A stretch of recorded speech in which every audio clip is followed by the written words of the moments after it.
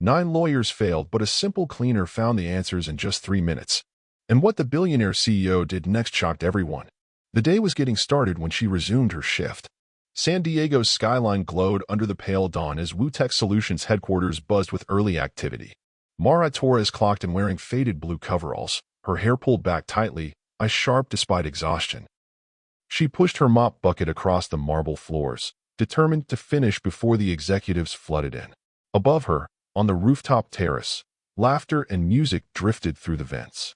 The executive team celebrated a deal worth hundreds of millions, toasting with champagne under strings of lights. But the deal was on the verge of collapse.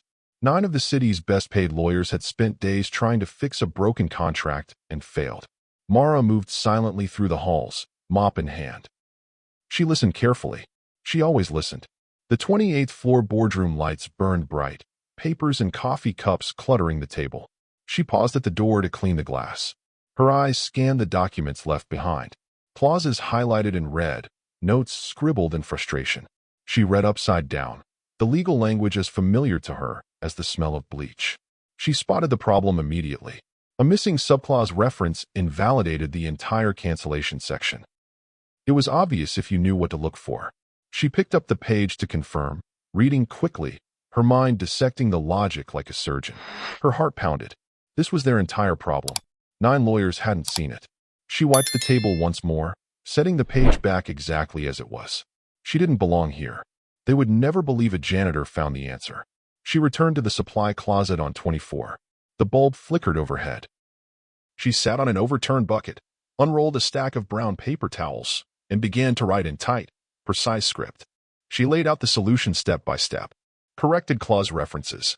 Clean, legal language that couldn't be misunderstood. She wrote until her cheap pen sputtered dry. She folded the towels carefully, slipping them into a plain envelope. On the front, she wrote in block letters, "Please read this."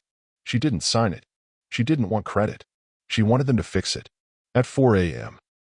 The CEO's office was dark. She left the envelope on the floor by the door. She finished mopping the lobby, clocked out, and walked into the cold morning air. Outside, she turned back once to look at the building, a glass monument to power and wealth. They would never see her as anything but the cleaner. But she knew what she had done. She walked home silently. Inside, the party wound down. Leonard Wu, billionaire founder of WuTech, returned to his office with loosened tie and champagne on his breath. He saw the envelope on the floor. Frowning, he picked it up. He sat at his massive desk, fingers drumming on the wood as he opened it. Brown paper towels, covered in dense handwriting. He almost laughed until he read the first line. He stopped. He read it again. His brow furrowed. He grabbed the contract on his desk, scanning for the subclause. His eyes widened. He cursed under his breath. He reached for his phone, barking orders at his legal team to get online immediately. By sunrise, the deal was saved. The legal team patched the amendment, closing the acquisition before markets opened. Stock prices steadied. Investors calmed. The city woke up none the wiser.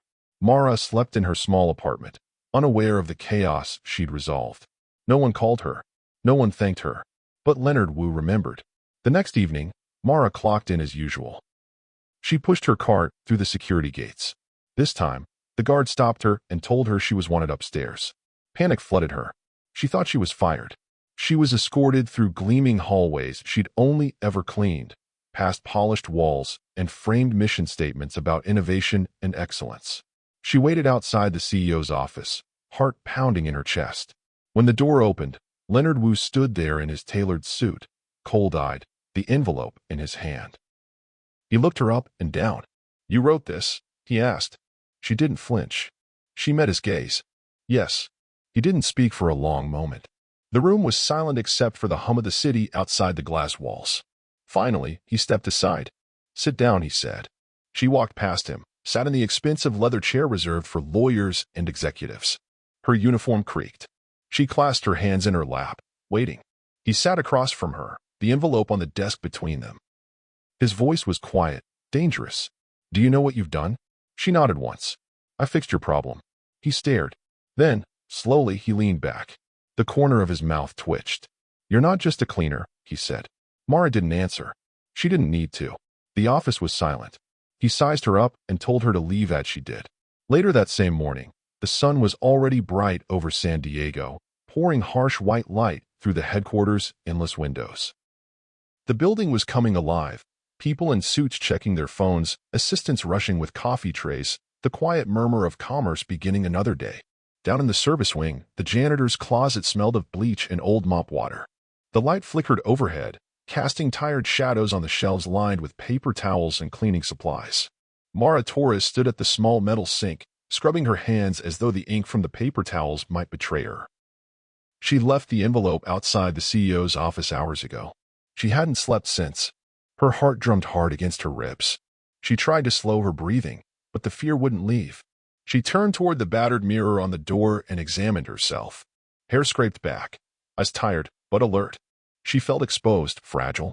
The voice in her head was relentless. You shouldn't have done it. It wasn't your place. Footsteps thundered in the corridor outside. She froze. The door slammed open so hard it rattled the shelves. Leonard Wu filled the doorway, a tailored storm in a dark suit. His jaw was tight, eyes flashing with fury. In one hand he held the crumpled brown envelope. You, he snapped, voice low and lethal. You're the one who left this? Mara didn't answer immediately. She wiped her wet hands on her overalls and forced herself to meet his gaze. Yes. Leonard laughed, but there was no humor in it, just disbelief laced with anger. He stepped inside, shutting the door behind him. The small space felt even smaller. Do you think this is funny? Some kind of joke. He shook the envelope at her. You broke protocol. You read private documents that you had no right to even touch. His voice was rising. Mara's heart raced, but her face remained calm. I didn't break in, she said evenly. They were left out in the boardroom. I cleaned the room. I saw the problem. His eyes narrowed. He took a step closer, invading her space. You saw the problem? You're a janitor. Who the hell do you think you are? Silence. The fluorescent bulb buzzed overhead. Mara swallowed hard, but her voice was steady. Someone who can read a contract. Someone who noticed the clause your legal team missed. He snorted. None of the best lawyers in California couldn't fix this. And you want me to believe you did it while pushing a mop? She didn't blink. Yes. He paced once, running a hand through his hair. He was used to control, to command. Here in this cramped, smelly room, facing a woman in worn coveralls who wouldn't look away, he felt something unfamiliar clawing at him, doubt. Leonard's voice dropped, low and mocking. Let's hear it then. Explain it to me. Mara took a breath. She spoke carefully, precisely, as if delivering a lecture she'd rehearsed 1,000 times in her head. The amendment's reference clause was incomplete. It invalidated the cancellation terms because it didn't tie back to Section 12 as required. Without that link, the counterparty could walk away without penalty. Your lawyers were patching the wrong section entirely. Leonard stared at her. She continued, voice calm but firm. My note explained how to correct it. Cross-referencing Section 12 with 8.4 ensures enforceability and triggers the penalty clause if they breach. He didn't move. The silence was thick. Mara finished quietly. That's why your deal nearly collapsed. Leonard Wu felt the world tilt just slightly. He remembered screaming at his legal team over Zoom at 4 a.m. He remembered the partner in New York saying, I can't fix this, and logging off. And he remembered reading the note on the cheap brown paper towels. He had thought it was a prank, until it wasn't. He looked at her again, really looked. Her uniform was worn, knees patched. Her shoes were cheap and soaked from mopping all night.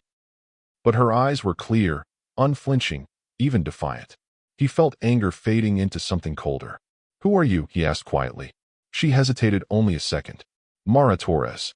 I was studying contract law before I had to drop out. Family emergency. Bills piled up. This was the job I could get. Leonard lowered the envelope slowly. The crumpled paper crackled in his fingers. He let out a breath. His voice was softer, but guarded. You're telling me you did this on your own? No one helped you? Mara shook her head. No one even knows I can do this. Silence. Leonard turned away for a moment, pressing a hand to his mouth. He remembered reading her note by desk lamp, heart racing. The precise, lawyerly tone. The undeniable logic. He turned back, eyes searching hers. You saved the deal, he said. She didn't react. She just stood there, breathing hard. Leonard's face changed. The anger drained away, replaced by something like reluctant respect. He wasn't good at humility, but he wasn't stupid. He stepped closer again, but this time it wasn't to intimidate. He spoke quietly. I want you in my office tonight. After hours. We're going to talk about this. About you. Mara blinked. Her fingers flexed around the mop handle. "Why?" she whispered. His mouth twitched into something that wasn't quite a smile. "Because if you're half as good as this suggests, I can't afford to have you mopping floors." She swallowed.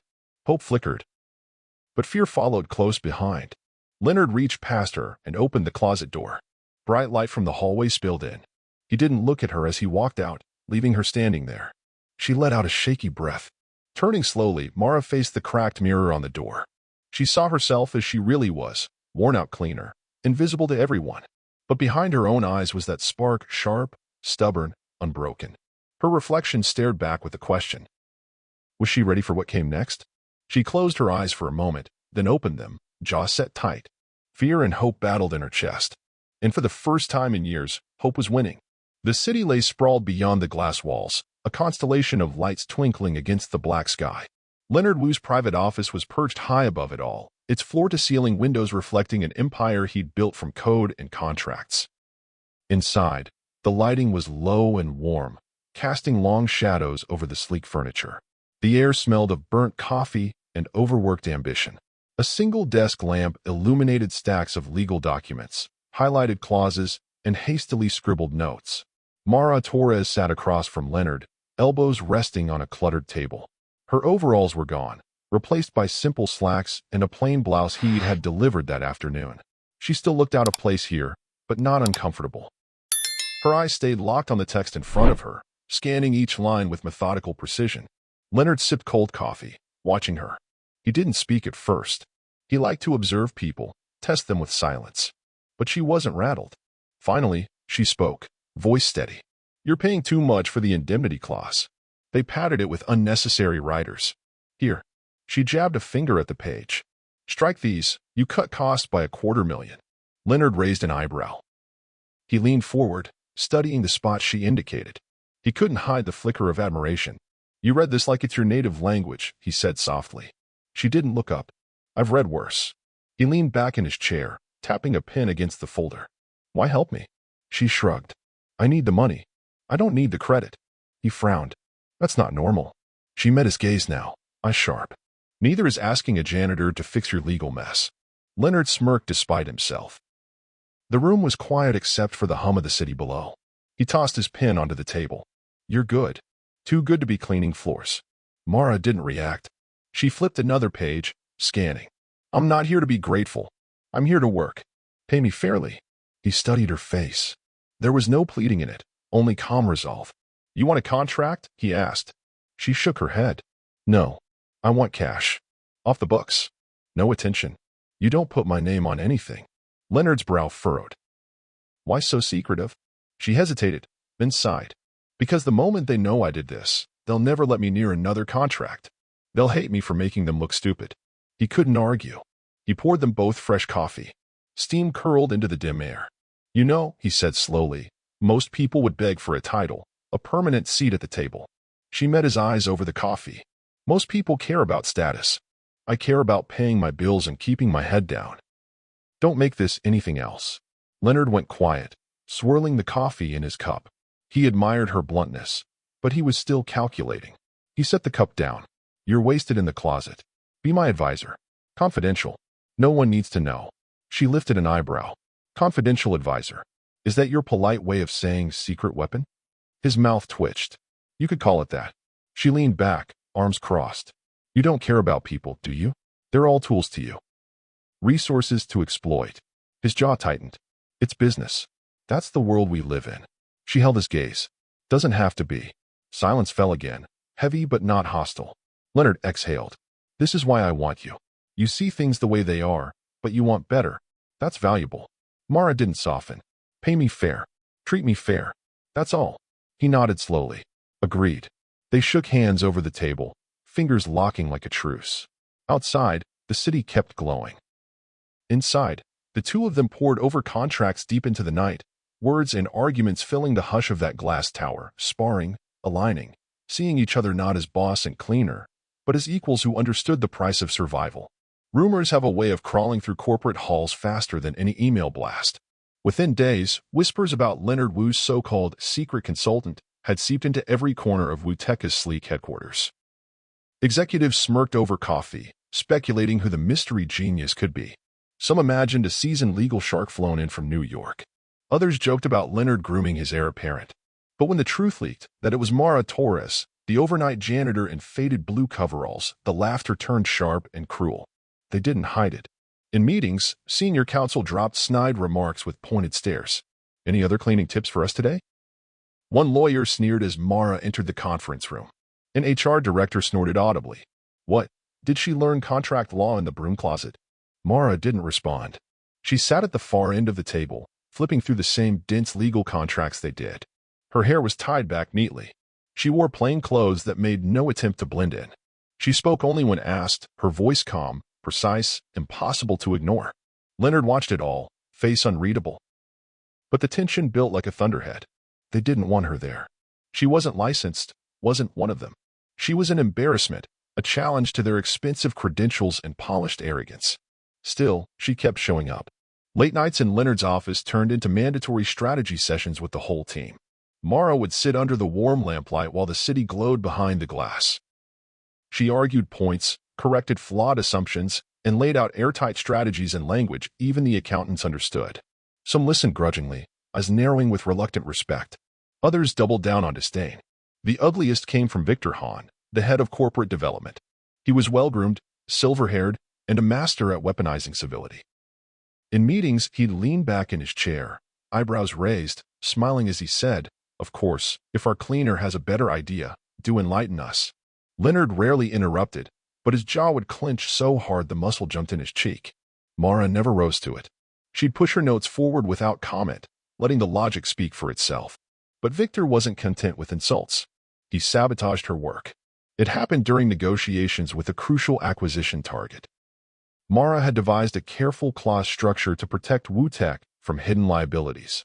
It was airtight, blocking any backdoor claims the seller might make later.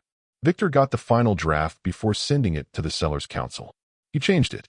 He stripped out two critical protections and swapped in weaker language, deliberately making it seem like Mara's oversight. The counterparty accepted the weaker terms gleefully, thinking WuTech had folded. When Leonard's legal team realized it, they erupted in panic.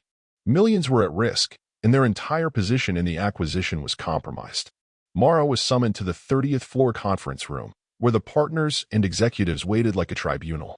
Victor was there, arms folded, expression grave but satisfied. Leonard sat at the head of the table, silent, fingers steepled under his chin. "Ms. Torres," Victor began smoothly, "would you like to explain why you exposed us to this liability? Was this too advanced for you?" A murmur of agreement rippled through the room. Mara looked at the papers spread in front of her. Calmly, she slid her own copy of the draft across the table. "This is what I submitted." Silence. She stood, voice flat but clear. "Compare my version with the one you sent." Line by line. The lawyer shifted uncomfortably. A junior associate pulled up the two documents on the big screen. One clause at a time, the differences lit up in red. Mara kept speaking. "My draft preserved our indemnity shield. The sent version waived it. My language tied liability to audited disclosures. This version broadens it to any prior communication. My version capped damages at 8 figures. This one has no cap." Victor's face tightened. Leonard's eyes were locked on him. Mara finished quietly. "Who changed it?" No one answered. Leonard's voice broke the silence. Cold, controlled, deadly. "Victor." Victor tried to recover, clearing his throat. "It was a small revision. I thought it was too aggressive. I softened it to keep the deal alive." Mara didn't look at him. She spoke to Leonard. "Too aggressive is protecting your company from fraudulent disclosure. Softened is inviting them to sue you into bankruptcy." He didn't soften it. He sabotaged it. The room was so quiet they could hear the hum of the air system. Leonard's gaze was ice. "Mara, fix it." She nodded, sliding back into her chair and opening her laptop. Fingers flew across the keys. She rewrote the clauses in real time, explaining every line in measured tones, her logic crisp and bulletproof. Within 20 minutes, she had a new draft ready to send, restoring their leverage. When she finished, she closed the laptop gently and looked up. Leonard didn't break eye contact with her. "Thank you," he said, loud enough for everyone to hear. It was the first time he'd said it publicly. She inclined her head once, calm. Then Leonard turned to the rest of the room. "From now on, any changes to her work come through me. Anyone who can't work with Ms. Torres can find the door." The blood drained from Victor's face. Mara gathered her notes without a word. She walked out under the weight of their stares, but her spine was straight. Outside the room, she paused to breathe. Her heart thundered, hands still shaking. But she smiled, because for the first time, they had seen her. And they couldn't unsee it now. The city of San Diego stretched below in a glittering sprawl, every window light and traffic line a silent testament to ambition. High above it all, in a penthouse of glass and polished steel, Leonard Wu sat alone in the muted glow of recessed lighting. The silence was heavy. He sat on the edge of his designer sofa, elbows on knees, turning over a stack of old photographs in his hands. The fire pit outside on the balcony burned low, its light throwing soft, restless shadows on the floor-to-ceiling windows. The photos were faded in places. One showed a boy with oversized glasses standing in front of a cramped corner store. His father's arm around his shoulders, his mother smiling from the doorway behind them. Another was of a graduation, Leonard in an ill-fitting suit shaking a dean's hand, eyes bright with triumph and defiance. He traced the edges with his thumb. Voiceover. He hadn't been born into money. He hadn't even been born into English. The son of immigrants who'd given everything to buy opportunity. He'd watched them barter pride for survival, saw debt collectors make his mother cry in the kitchen. He'd promised himself he'd never be that vulnerable again. Leonard closed his eyes, breath shallow. He'd kept that promise. Ruthlessly. He remembered being 23, sleeping in his car while coding for a startup that barely paid him. He remembered the first million in seed funding. The first time he fired someone without blinking. The first time a lawyer told him to settle instead of fight, and he'd refused, crushing the opposition in court. He built WuTech to win. But at what cost? He set the photos down on the low table, leaned back. His mind wandered uncomfortably to Mara Torres, the cleaning woman with law school precision in her blood. The one who'd quietly saved his deal with notes on paper towels. The one who, just this morning, had faced down a boardroom of Harvard JDs and exposed sabotage with calm, relentless logic. She hadn't flinched, but she hadn't smiled either. She hadn't asked for credit, or praise, or a title, just pay, quiet work, anonymity. Because she didn't trust them not to destroy her if they found out. He rubbed his eyes. She reminded him of himself, or at least the version of himself he'd tried to kill off on his way to the top. The voiceover continued softly. He'd told himself it was the cost of doing business, that people were assets to be optimized, risks to be managed. But she had looked him in the eye and called it what it was. Using people, treating them like tools. He hated that she was right. Leonard exhaled slowly. He stood, the city sprawling beneath his penthouse like a conquered kingdom. But for the first time, it didn't look like success. It looked like evidence. He picked up his phone. It rang 3 times before she answered. Mara? It's Leonard. Come to the office. Now, please. She arrived wearing plain slacks and a faded blouse. The security guards waved her through this time. She knocked softly and entered. Leonard sat behind his desk, the skyline dark and glittering behind him. He didn't bother to stand. She hovered near the door. You wanted me? She asked evenly. He nodded slowly. I did. He gestured to the chair across from him. She didn't move. He sighed. Sit. Please.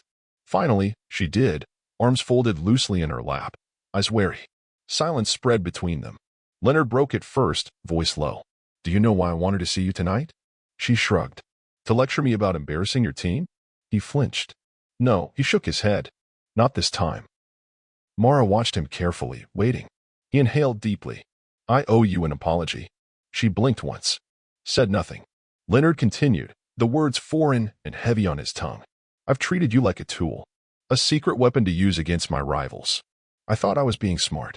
Efficient. But I was being an asshole. He looked down at his hands. When I was your age, I would have killed for someone to see me. Really see me. But instead, I learned it's easier to be feared than respected. Safer to control everything. I stopped looking at people as people. He met her eyes. And then you walked in here. With your notes on paper towels. And you didn't want a title. Or applause. You just wanted enough money to pay your bills and stay invisible. Because you were too smart to think you'd be safe if people found out how good you are. Mara swallowed, her fingers tightening in her lap. He pressed on, voice thickening. I saw myself in you. Not the version I wanted to admit. The one who fought like hell to get here. The one who didn't trust anyone to help. He paused, letting the silence settle like dust. Mara finally spoke, voice low but unshaken. So what is this? Pity? Charity? Leonard shook his head sharply. No. It's respect. She scoffed quietly, but her eyes glistened. He leaned forward, elbows on the desk. You're better at this than half my legal department. Maybe all of them. I was too arrogant to see it at first. But I'm not going to make that mistake again. She looked at him then, really looked. And? She asked softly. He exhaled. And I want you to have more than just a paycheck. You deserve a place here. A real one. I don't care what letters are after your name. You're the best advisor I have. She blinked quickly, fighting to keep her composure.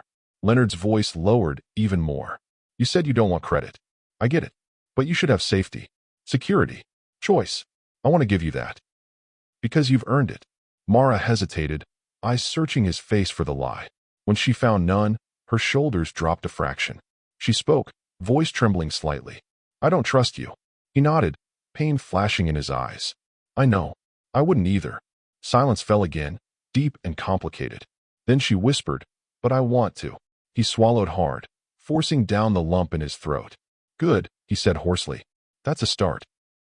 They sat there in the dim office, two stubborn souls staring each other down. Outside, the city went on glittering. But inside, something cracked open. Not a deal. Not a power move. A truce. Maybe even the beginning of something like trust. The morning sun poured in through soaring glass walls, flooding WuTech's main atrium with a warm, almost theatrical glow. It was the company's pride, a vast, open hall lined with sleek marble floors and punctuated by towering green plants. Banners bearing the corporate logo hung beside glowing mission statements about innovation and leadership. Rows of polished chairs were filled with employees in suits and crisp dresses, buzzing with conversation. Executives whispered about quarterly earnings, middle managers traded nervous jokes, and junior staff checked their phones, glancing at the podium set up near the grand staircase. It was the quarterly town hall. A ritual designed to reassure the company that its captain was firmly at the wheel. Everyone expected a speech about profits, expansion plans, maybe a big new acquisition. But there was a tension in the air. A whisper had started in the upper floors and slithered down to the rank and file. Leonard Wu was going to make an announcement today. A big one. No one knew what it was. Leonard himself stood off to the side behind the stage, checking his watch. He looked tired but resolute. The light framed his profile, sharp and contemplative. And next to him stood Mara Torres. She tugged at the sleeve of her simple gray suit jacket, one borrowed from a department store rack. Her hair was neatly tied back, face scrubbed clean. She looked professional, if slightly out of place in this sea of designer labels. Her heart hammered so hard she wondered if he could hear it. Leonard glanced at her. You ready? She swallowed. No, he managed a thin smile. Good. That means you're not an idiot. She huffed a quiet laugh, just enough to loosen the knot in her chest. He rested a reassuring hand on her shoulder. Trust me, he murmured. You deserve this. Let them see it. He turned and strode onto the stage. The buzz died instantly. Phones went dark. Conversations stopped mid-sentence. Leonard Wu, the iron-willed founder who'd fought competitors to a standstill and squeezed blood from investors, wasn't known for grand emotional displays. His speeches were usually cold, efficient. But today, he didn't open with sales figures. He stood at the microphone, scanning the sea of faces. Silence stretched. Before we start, he said slowly, voice carrying in the echoing hall, I want to tell you a story. Murmurs rippled. Eyebrows raised. He held up a folded piece of brown paper towel. This, he said, voice low but firm, saved us a $400 million deal. Dead silence. He let it sink in. A few months ago, our legal team missed a critical error. Everyone did. Everyone but one person. He paused, letting the words settle like dust. A person who wasn't even supposed to be in the room. She was mopping the floor. Gasps. Leonard's jaw tightened. His voice softened, but didn't waver. Mara Torres found the mistake. Wrote the correction on this. He shook the paper gently. No resume. No law degree. Just her brain and her guts. The silence was suffocating. She could have stayed quiet. Saved herself the trouble. But she didn't. She spoke up. Even when she knew what it would cost her to be noticed. He looked out over the crowd. I'm not proud of how this company treated her at first. I'm not proud of how I treated her. Like a secret weapon. Like a tool. He swallowed visibly. But that ends today. He turned and beckoned. Mara felt her knees lock. She forced herself forward, one step at a time. The light hit her like an accusation and a promise all at once. As she emerged beside him, the room fell into stunned silence. She could feel every stare burning into her. Leonard's voice steadied. Today, I want you all to meet WuTech's new Director of Strategic Council. Mara froze. The words felt unreal. Shock rippled through the crowd like a wave. Whispers, incredulous laughter, the scrape of chairs. He didn't flinch. She's earned it, Leonard continued. Not because of a degree or a pedigree, but because she's the smartest person in this room, and she gives a damn about doing things right. He stepped aside. The microphone was hers. Mara's hands trembled as she took it. She swallowed hard, eyes darting across the faces watching her. Some were hostile, some confused, but many were simply waiting. She drew a breath. My name is Mara Torres, she began, voice shaking just enough to make it human. I've been your janitor for 2 years. A murmur of discomfort. I've cleaned your offices, your coffee cups, your conference rooms after your late-night strategy sessions. She let that hang, and in that time, I listened. I watched. I learned what this company values. Her eyes hardened. Winning. Efficiency. Dominance. A hush. She let her gaze sweep the room. I don't think those things are wrong, but they're not enough. Not anymore. She held the microphone tighter. We're not going to grow by crushing our partners. Or our people. We're not going to innovate by shutting out voices that don't look or sound like we expect. We can be better. Smarter. Fairer. Leonard watched her, expression unreadable but eyes gleaming. Mara's voice steadied. I won't promise I have all the answers. I don't. But I'll ask the right questions. Even the ones that make us uncomfortable. Especially those. She drew a shaking breath. I'm not here because I wanted credit. I'm here because someone gave me a chance to be heard. That's all I want to do for others. Make sure no one with something to offer goes unheard again. She lowered the mic. Silence. Long, stretching, unbearable. And then a single clap. Leonard. Then another. A ripple through the crowd. Slowly, reluctantly, it grew. Applause. Real. Raw. Uneven. But undeniable. Mara blinked fast, chest tight. Leonard stepped forward, standing beside her, shoulder to shoulder. He didn't put a hand on her back or raise her arm like a prizefighter. He just stood there, the CEO and the cleaner, equals at last. And the applause built around them, rolling through the atrium, filling every corner with the promise of something new. Voiceover. Sometimes the person you least expect changes everything, not just your company, but your heart. If you enjoyed the story of Leonard Wu and Mara Torres, please like, share, and subscribe. Tell us what you think about how it all ended. Rate the story on a scale of 10 and drop your thoughts in the comments. Let us know where you're watching from too.